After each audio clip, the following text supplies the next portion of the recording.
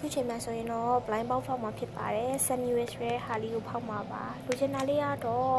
ပြန်အောင်လေးနဲ့အဝအောင်လေးပေါ့နော်။နှစ်ခုရဲ့တစ်ခုလိုချင်တယ်ပေါ့။အဲ့မှာလေးပြန်အောင်လေးကိုလေတအားချစ်တယ်တိလား။အဲ့ပြန်အောင်လေးကိုတအားလိုချင်တယ်။ရပါမလားတော့မသိဘူးပေါ့နော်။ခင်ဗျာအဲ့လိုပဲမကောင်းတတ်ဘူးဆိုတော့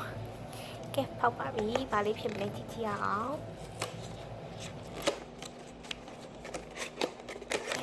ကဲမကြည့်ဘူးပေါ့နော်ယူရိုပဲကြည့်ပေးကြပေါ့ဘာလေးပေါက်မလဲထုတ်လိုက်ပြီဘာလေးပေါက်မလဲပေါ့နော်တအားလေးရင်ခုံးနေပြီသူရဲ့အိတ်ကလေးကတော့အယုတ်မှာအဲ့လိုလေးပေါ့နော်အဝါရောင်လေးပြထားဆင်းမျိုးရဲ့ရှွာဟာလေးပေါ့နော်သူတစ်စိတ်လေးပြထားတယ်ဟုတ်ပြီစဖောက်နေပေါ့နော်ဘာလေးပေါက်မလဲရှာအောင်အဝါရောင်လေးနဲ့ဆင်းအောင်ဘာလေးလည်းမသိဘူး